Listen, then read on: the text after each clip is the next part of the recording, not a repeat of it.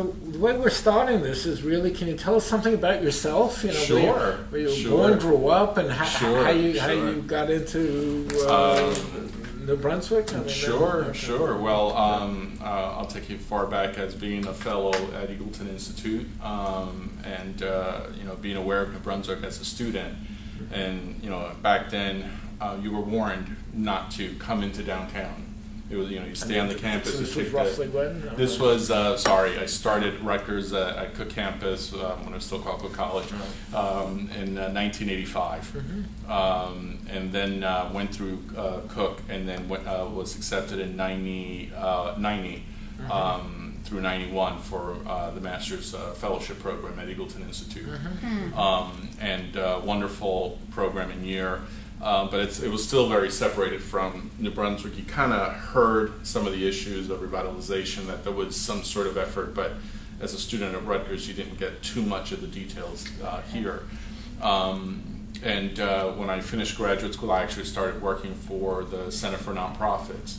And my role there was to provide technical assistance to small nonprofits funded by DIFID. So I'd come into New Brunswick to work with a couple of nonprofits. And I'd known some other individuals from New Brunswick that were on the board of the center, like Dave Harris. So I had some knowledge of the community prior to coming. And then I was at a reception for an assistant dean at Douglas College, and there was a former board member by the name of Ramon Alayom, who saw me, spoke to me, and he knew there was an opening at New Brunswick Tomorrow, asked me to submit for it. I did. Ted Hargrove called me in, interviewed me about 5 different times in 5 different ways, in committees and lunches and things like that. And then I was hired. So I was hired at New Brunswick Tomorrow March 16th, 1993, and I've been there ever since in different capacities. So I've seen the organization itself evolve and the city evolve in terms of the revitalization efforts, and it's been a wonderful process to witness and to be part of it. Okay. Well, trying to keep somewhat to our very rough script. Sure. Okay. I can imagine what some of the motivations were, and maybe if I can get your perspective from J&J and the city and the university, just the different players, why they were coming to the table to try to spur on the revitalization. Well, I mean, I from when I became part of New Brunswick Tomorrow, and what I had heard and what I've seen done is that there was an effort to pull all different partners together to deal with a variety of issues of downtown redevelopment, neighborhood development. At that time, New Brunswick Tomorrow's mission was just being focused by John Heldrich to focus solely on the health, human service, and education issues that impact residents that live in our neighborhoods. And we were moving away from, at the time we were doing more like beautification programs. We were doing like Lionel Hampton concerts and funding those kinds of projects, as opposed to dealing with some of the deeper, more profound human, social, health issues of our residents. And the concerts were done for what? For quality of life? Quality of life, promoting the arts and things like that. So the organization moved away from that as it was attempting to implement what the board at that time still calls the holistic model, where it's comprised of 7 task forces that are formed according to the human life cycle from infant to senior, along with a couple of critical issues, education, health, and then another task force that was created about 15 years ago, an evaluation and assessment, with the aim of evaluating the outcomes of the other task forces. What we did was to invite more residents and service providers, institutional leaders, and others to come around those task forces. So collectively, there are about 200 to 250 people that help to guide the work of New Brunswick Tomorrow. So we just listened to what the neighborhoods and community had to say in terms of what are the needs, from youth employment to daycare to need to intervene in the issue of teen pregnancy to issue of supporting teachers in the education system. So as you can imagine, I could go on and on and on in terms of all the issues that came forth. And then for us trying to respond with the money that we have and the money that we could raise to those issues, and then try to create some programs or interventions and evaluate them and sustain them over time. So a lot of this social programs that are in existence today in New Brunswick really emanated from our organization, like the youth services system that somebody by the name of Dave Blevins now is director of. That thinking started at New Brunswick Tomorrow, and we provided the seed dollars, and now the city pays for it completely. That's the approach that then the New Brunswick Tomorrow took, and has remained true to making initial investment, facilitating it, and then cutting the umbilical cord, right. So that others then take it on, and we then take all of our resources, financial and human resources, and devote it to other issues in the community. So I guess if you had to characterize, what NBT is doing versus what a standard social service sure. and agencies in the city or in other levels of government would be doing, they're very different. What is the relationship then? We're not a service provider. We don't provide direct services. We foster collaborations. We are a catalyst, and these are words that even prior to me coming to New Brunswick Tomorrow were used to describe us. When people come to us with a problem, our goal is to listen to that problem, listen to solutions, look at and tap into, let's say, our friends at Rutgers to see who's doing research in another part of the country that we could help to replicate an initiative in New Brunswick. See what works, and if there's nothing that's being done, and perhaps it's a problem that's unique to New Brunswick, creating an intervention. And so that has been our approach. Very different from city government, where we don't get any dollars from the government, from city government. Very different from a social service provider, where they're seeing people on the ground. People don't come through our office seeking help directly. It's usually the service providers or institutional leaders or neighborhood associations that are coming to us for the help. All right, so you're like a catalyst and a facilitator. Correct. On that. And just so we have the perspective, can you just tell us something like what type of budget and what's the size of the staff, just so we have that? Sure. The budget really fluctuates from year to year.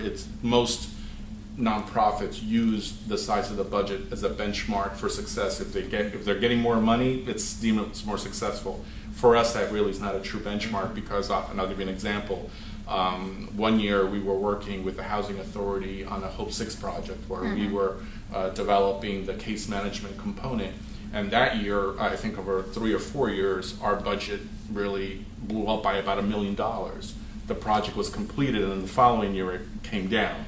Then we got a very large school to work grant from the Department of Education. Again, our budget blew up, but I guess our aim isn't to retain the initiative, it's to change it, work within the systems, change it, make sure those efforts continue, and then we back away. If we were to retain everything we would have done from the beginning till now, would probably be as huge as like Catholic Charities or be a $60–70 million operation, but that's not our aim. So it changes. So your staff is about what size? Our right now it's about 5. I've seen our budget go up, our staff go up from 10 to 5. Again, it depends on the kind of projects we take on. And how is the decisions made on prioritizing what you're doing? Because clearly, the range of what you could be involved in on social services is huge, and obviously you have to decide where you're going to spend your time and resources. So. Sure, it's like most nonprofits. We have a board of directors. We've done strategic plans. They draw up 3-year plans. Can you tell us something about the board of directors? Sure, we have a board of directors that since the inception, our bylaws have stated that it must be divided by a third, and a third. A third must come from the community, a third must come from the public sector, and a third from the private corporate sector. So it's a nice blend of different perspectives on the kind of work we do. So these are leaders, men and women in their own sectors that bring the expertise. So we go through a strategic planning process. It's also informed by our task forces, by the sort of collective input of 250 plus residents and volunteers and others that tell us what are the issues, and all that gets put into a process, and then at the end we have a strategic plan. The strategic plan is merely a guide to kind of point us in the right direction during the process. There are always issues that come from the neighborhoods that we didn't foresee, that then we blend it into our efforts. So that's how its priorities are set, but there's some fluidity to it in terms of making sure that we don't tell the community this is our plan and that's it. It's making sure that they inform us as well. And can you speak some on how NBT has evolved over time? Sure. Sure. Again, by 1989, initially we were the planning organization, 1975, physical planning. So we created the physical plans, and then New Brunswick Tomorrow created the New Brunswick Development Corporation as a partner nonprofit to be the implementer.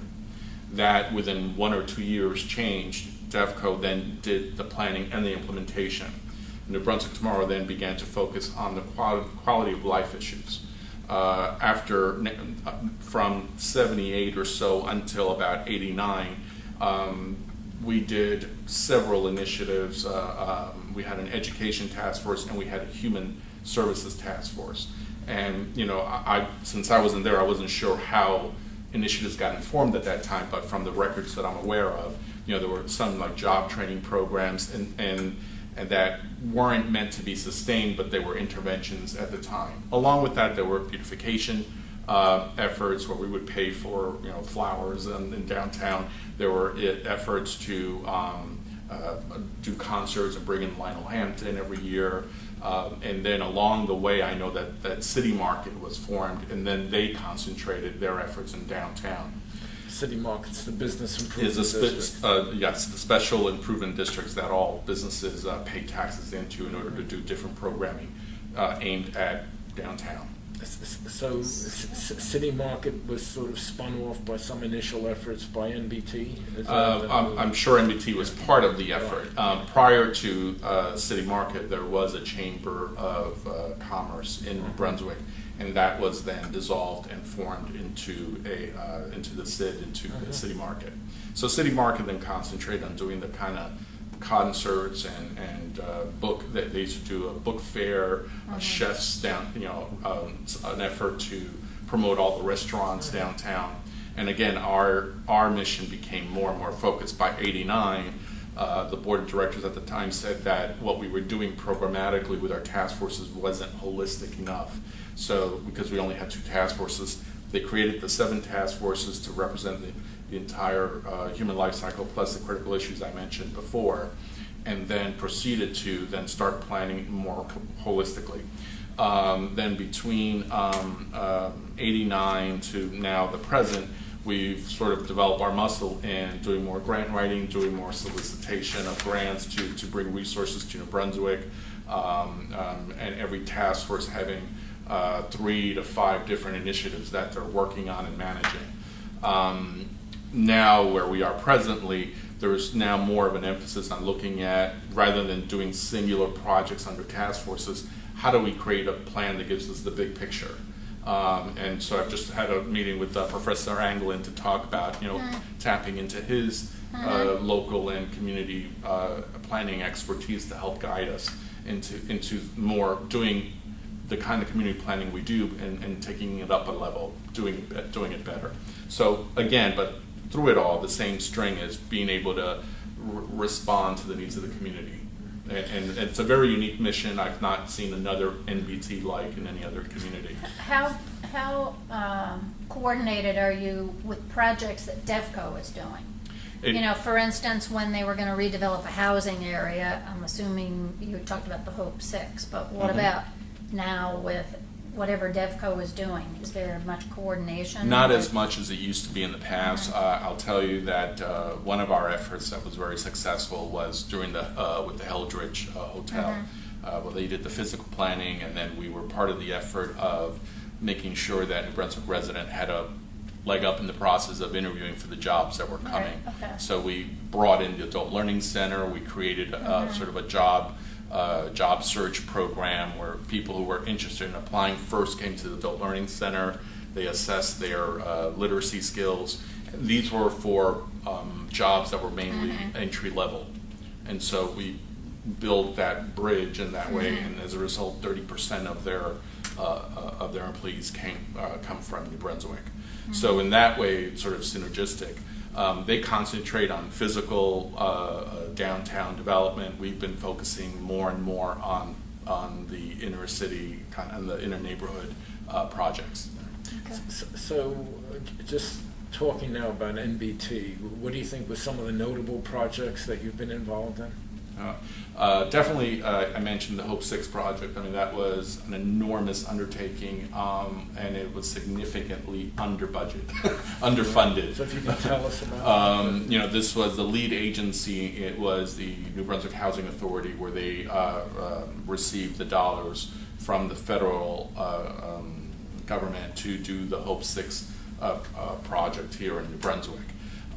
New Brunswick had four what was typical of the 50s and 60s design of high-rise public housing, and so our role was to develop a case management component that helped to, number one, relocate about 200 different units of families to different areas in coordination with a relocation organization called Penrose, and then for us to assess each household to determine what were their social needs. Additionally to that, bringing in the Blaustein School to evaluate, so that later on, when everything was done, we would be able to say what was the impact of the work, because the social end of it is the most difficult to evaluate. When the other side of the housing authority with in terms of redeveloping the area, you can see the housing. You can't see what people went through that easily. So we worked with, we brought in Catholic Charities at first, and then brought in after that UMD&J to, again, work with residents, provide case management, counseling, referrals to all sorts of services by agencies that are local, Puerto Rican Action Board, PRAD, daycare, the 21 daycare agencies that are in town, bringing them around that. At the time, we had also received a Welfare to Work grant. We replicated the STRIVE program that was founded in Harlem Public Policy, bringing that in to do the job training element. And it was very tough, because part of the criteria that was sort of imposed on us by HUD was that, yes, you can help families try to move towards self-sufficiency as long as you don't jeopardize their ability to be eligible for some of the public assistance programs that exist. So you can make them self-sufficient, but not too self-sufficient. So dealing with those kinds of federal policies and still trying to help our local population deal with a variety of social health, human service issues. So that was a huge undertaking. So in some big picture numbers, this was Memorial Homes. Yes. Okay. Yep. There were like how many units there? There were 188 families in the process. Okay. We only had $1.125 million to work with, and we were responsible for raising the rest. 190 families, like in very broad terms, most were relocated. Most out of the 188, 113. I can't remember. I still remember these numbers. 113 remained in New Brunswick. Majority were relocated to the Shorts Robeson Village up on Route 27. That's still part of New Brunswick and part of the Housing Authority. And then the majority of them took Section 8 vouchers and relocated around the county. Very few, one or two households actually left to go down south or left the state. Okay, so roughly 113 of the 190 stayed in New Brunswick, and the rest went. And the rest, and then what was redeveloped in the site were 90 units. So those residents that relocated were given the option to come back. Most chose to stay where they were at because they preferred to have the Section 8 voucher, which is portable to anywhere. They could have gone to, Hawaii if their public housing program there accepted them. So 90 resident families moved back to the site. So all that was, the Brunswick Tomorrow was coordinating it with its partners. Okay. Some other major projects? Sure. I will. One that was recent, and we just finished it last year, in helping the district deal with the issue of how children are classified, are classified through the child study team process as special education. Like other urban areas, New Brunswick also has a very high disproportionate amount of children that are classified special ed, not for cognitive purposes, but mostly behavioral purposes. So working with their pupil personnel services and bringing in a firm called Behavioral Therapy Associates, we developed a process where we picked 2 schools in the district, Lord Sterling and I believe McKinley, and implementing a process where it was more support for the teachers. What the phenomena that happens in urban districts is that teachers often get frustrated because they don't know how to deal with the behavior in the classroom. And so when little Johnny misbehaves, in their mind, if I got rid of little Johnny, I'd have the perfect classroom. So they do a referral slip to the child study team. The child goes to the child study team, gets assessed with the parent, and more often than not, the child gets classified, and that what the data shows is that puts a child into a different kind of track. And so in the district right now, it's about 17.5% of about 7,300 students are classified for behavioral reasons. And then it's predominantly African American.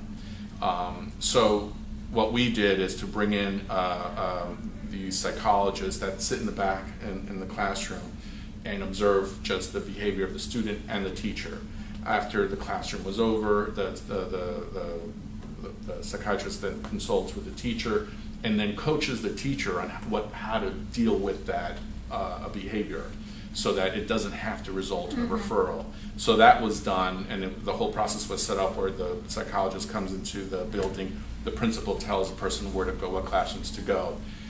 What the results were that about, in those 2 schools, 63%, and the other one was more 75% referral rate went down. So children that would have been classified were able to remain there.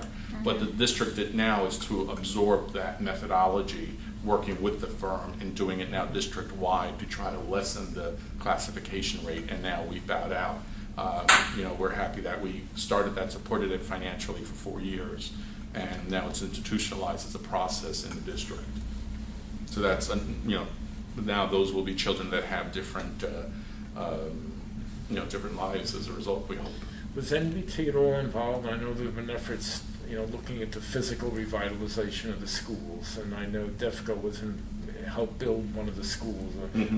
Did that involve NBT? It did not involve NBT. We were on the long-range planning committee for the district for looking at those physical issues to assure that some of our programs got built into it. Like we have 2 major programs within the school district, and that is the school-based youth services program, and we have an infant care center at the high school for moms that become pregnant, and those 2 were replicated at the new site. So that was our involvement. I know there's an annual, I think, done by Eagleton poll. Biannual, yep. Yeah. How does that fit into, giving you a sense on what you should be doing?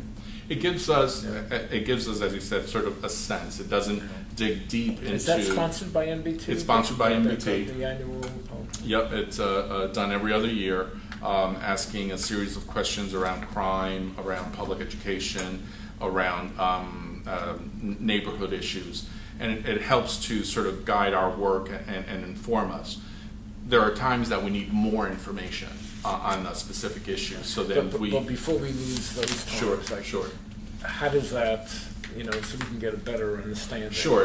What we do with the report is that there are different pieces of it. Like, for example, when it comes to the crime, We share that with the local police department. When it comes to education, we work with the leadership at the public schools to look at the different pieces that pertain to our different partners.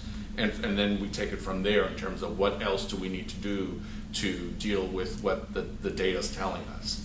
So that's how we use it. It's we understand it's a perceptual data, some of it needs to be informed by some data and further research. All right, so that helps in setting your priorities. Correct. Too. Correct. I mean, I would think. All right. So again, you've spoken about some of the major NBT actions. With memorial homes, with the schools. Any others that I'm sure there are many things. There are many things that you've done, but like if you had. I don't know if there's any. Those are very significant. I mean, we've done again the school-based youth services program where. We provide, it is the only source of mental health intervention for children in the school system. A large school population do not have or not eligible for health insurance. So this program is the only source of mental health for the child and the families. We serve 6 of the 11 schools and trying to generate more money to cover all of the schools. We provide case management, we provide employment opportunities at the high school. This year we did 123 placement of teens in businesses throughout the area. And we serve about 600 kids with mental health. So it's a huge undertaking as well. And where are some of the other, you described what you've done, but and I guess you mentioned 1 or 2 things that Rutgers was involved in, but where is Rutgers in this? Where is the hospital in this? Where is city government in this? Maybe if you can describe some of those connections. Sure. Well, all of I'll share with you at different levels. One is on our board. We make sure that the hospitals at Rutgers and other institutional leaders are represented on our board of directors, and they are the ones that help to guide and endorse every single initiative that we undertake. And then on very specific initiatives, we engage a variety of different partners. As I mentioned, the school-based, that's about 5 different partners: the Puerto Rican Action Board, the Middlesex Regional Educational Services Commission, the Board of Education, Behavioral Therapy Associates, and so that's those partners around one single initiative. We work with city government again on different kind of neighborhood issues. We did something with the Mexican consulate in trying to deal with trying to help local Mexican nationals get access to a matricular consular identification card so they can have some identification on them, and that would give them access to, for example, local banks. So we also have a clergy group. We bring together in a small 5.2 square mile city, there are over 60 different houses of worship. And so we bring those together to deal with different issues and get their perspective on the projects we're working on or what are the other kind of projects we need to develop. So there are different, we've brought together banks to look at the issues of financial literacy.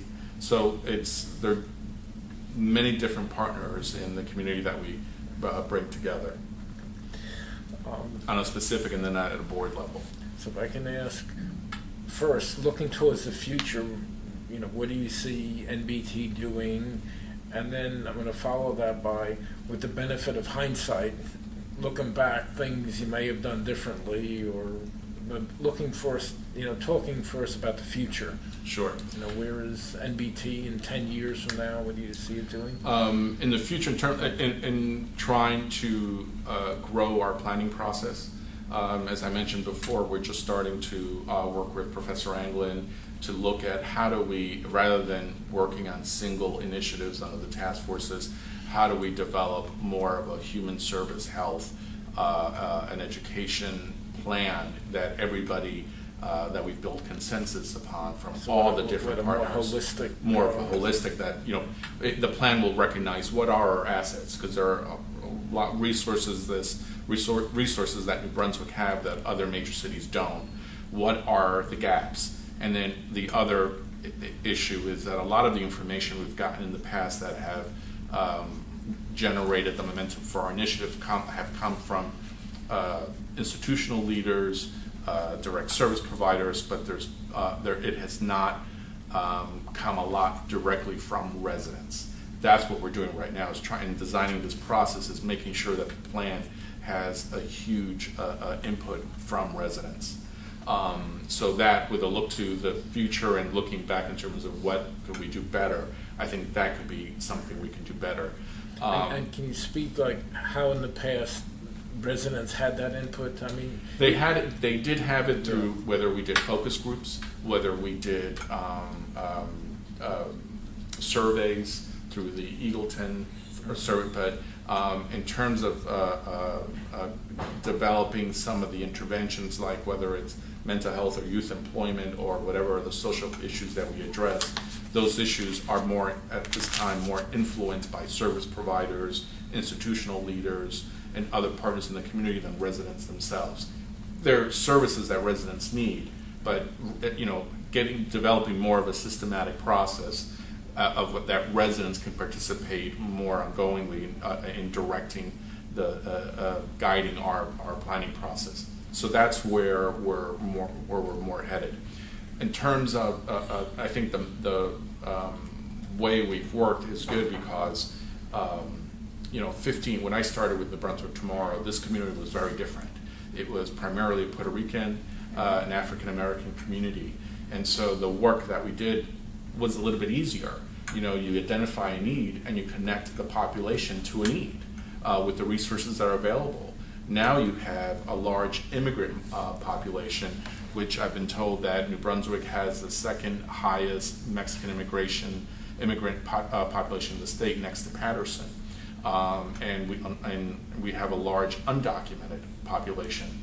And because they're undocumented, they have needs. They need jobs, they need housing, they need a whole bunch of social services supports, but the connection can't be made that easily for obvious reasons. So it challenges us with very limited resources on how to respond to their need. Mm-hmm. So we are right now trying to develop ways on how to be more active in fundraising, trying to rely more on than just our usual J&J and foundation resources.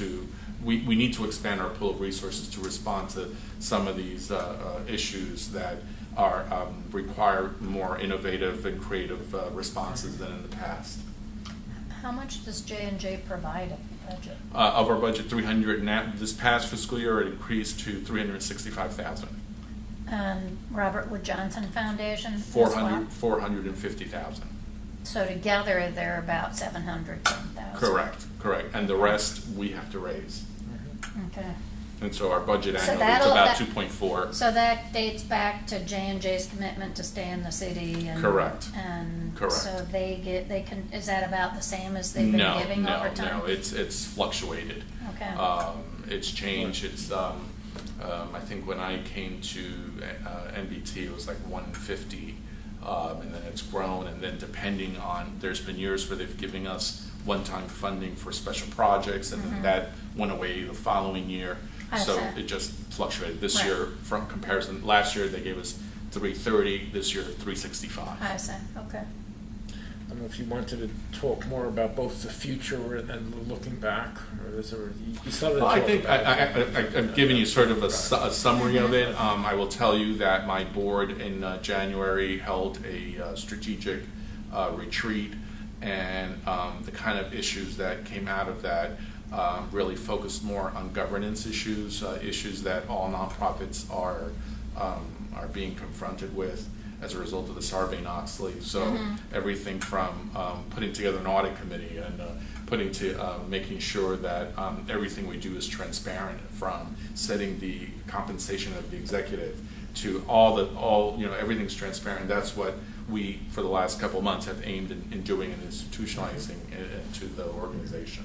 So, but those are just some of the mechanics that have been put into place so that we could do what we do better and meet the standards that IRS are putting out. how transferable is what you've done to other urban areas? It's transferable if the financial and leadership commitment is there. And New Brunswick is unique in that it has Johnson & Johnson, and also the link to the Robert Wood Johnson Fund, the foundation's commitment to the New Brunswick area. I don't think Campbell has had the same presence or commitment to Camden. But if they decided to do that, I mean, the mechanisms and the processes of what we do is transferable and replicable. But you need to look at the financial and leadership commitment.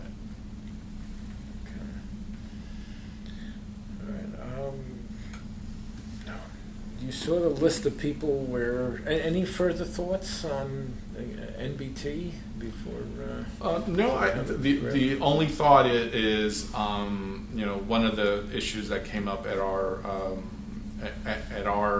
retreat was that when you look at the work of, for example, the New Brunswick Development Corporation, it's much more, people can see it. It's much more celebrated. And perhaps this may sound a little bit biased, but I think we have the tougher end of revitalization. It is, the community changes, and we now have at this point in our history in New Brunswick a population that really requires more resources, much more creative responses to dealing with the issues that come up. Through the programs that we have in schools, we are seeing issues that 15 years ago were just not there. I mean, it's just requires much more money and much more of an engagement process to deal with.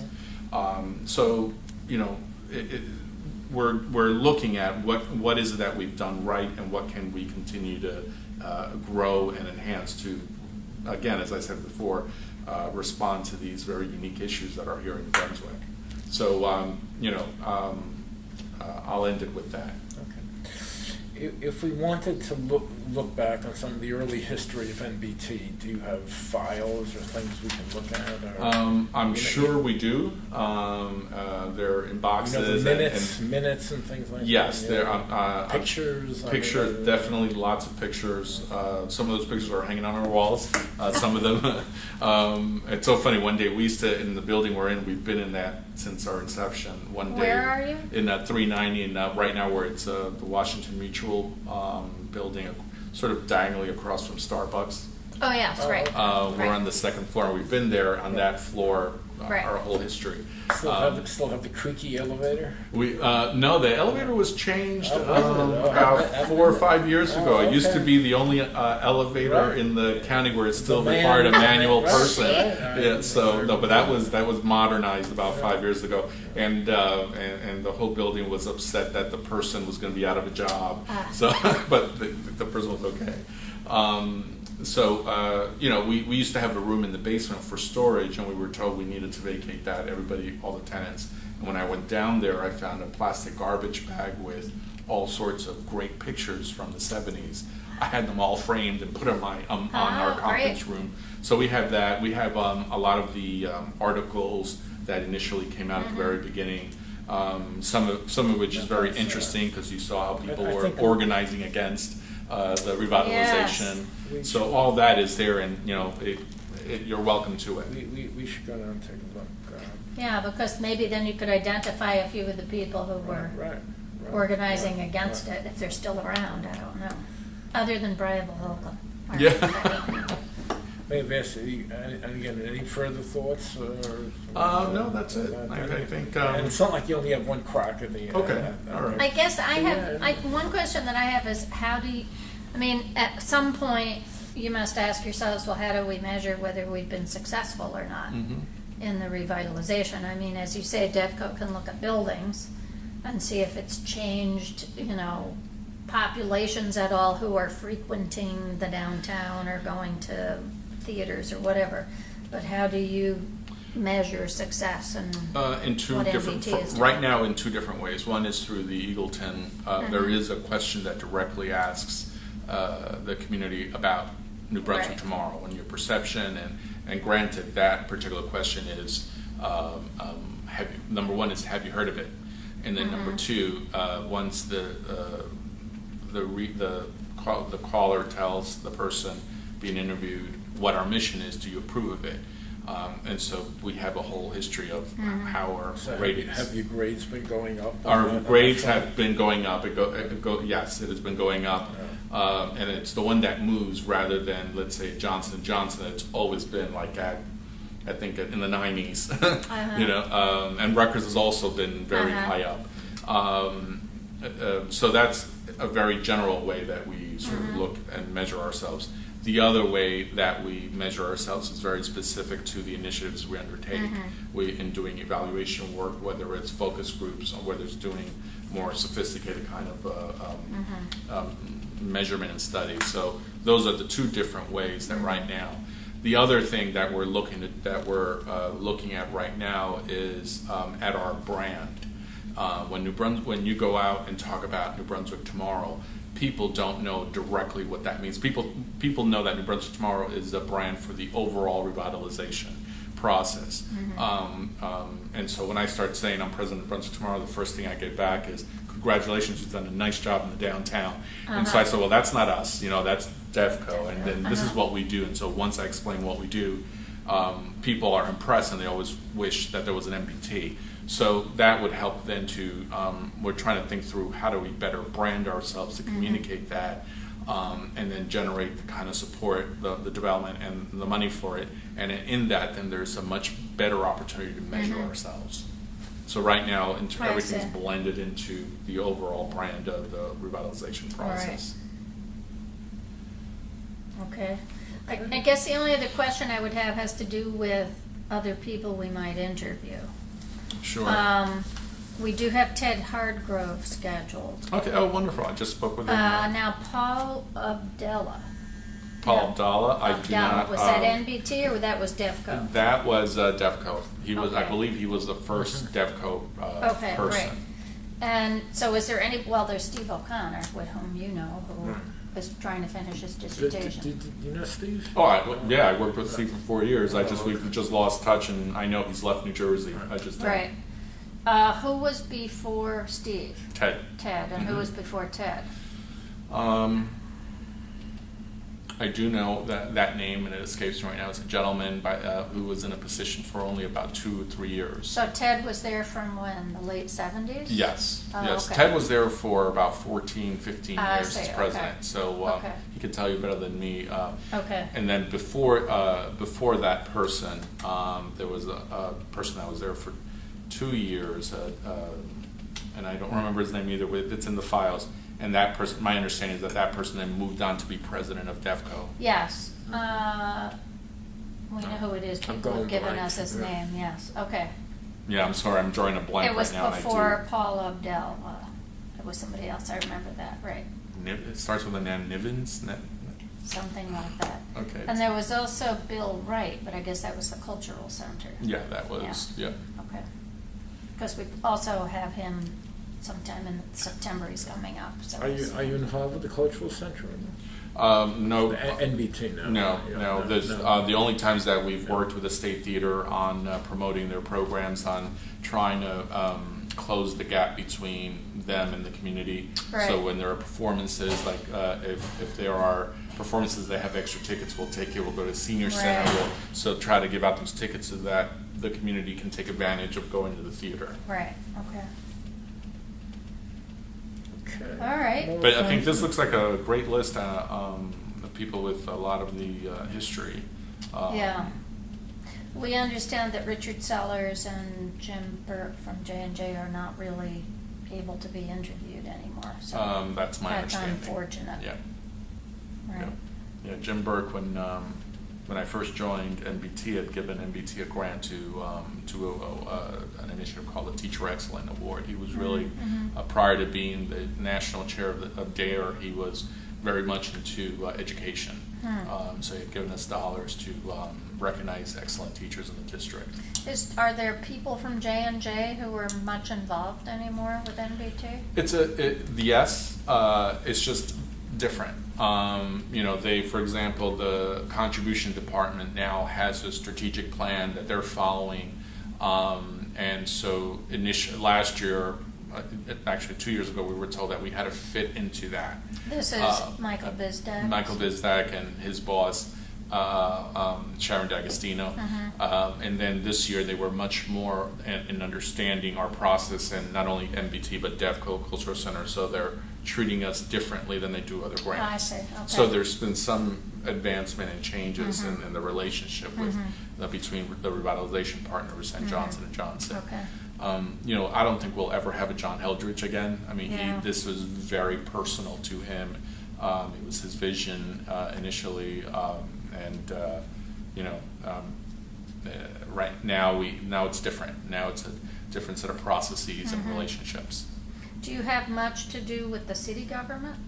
With the mayor's office? Interacting with them and making sure that they're aware of what we're doing, and that way, Right. we, as a nonprofit organization, my board was very strict in making sure that there was a level of separation. For example, I signed a conflict of interest form that my board requires me as part of my contract that says I cannot give to political campaigns. I cannot attend campaign rallies in New Brunswick. Right. So that kind of separation, they've been forceful in making sure staff is not engaged in that way. Okay. Okay. All right. All right, thank you. Okay, thank you. Okay. And again, my apologies for It's okay. coming late. I'm sure now I have somebody else waiting for me. So were you in the program with Keith White? Did you know Keith White? That name... Maybe he was there a year or two later than you. But the program you were in at Eagleton is now part of the blasting school. Correct. Yeah. Thank you so much. Yeah, just careful of the Thank you. wire there. Yes, it is now the 2-year impact program. Yeah. Yeah. So it was. I always, every time I see Carl Van Horn, I tell him that I feel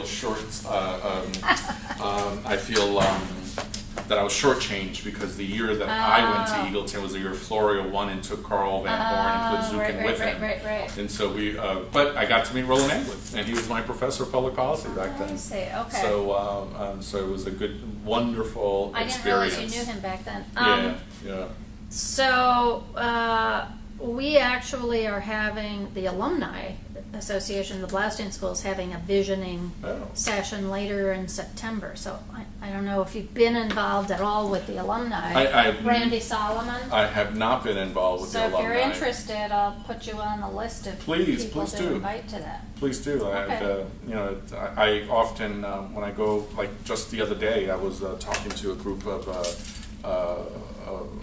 internship program that's done through the Department of Community Affairs, and I always tell them, go to blasting, go to the impact program, because it's wonderful. So, That's good. So sure.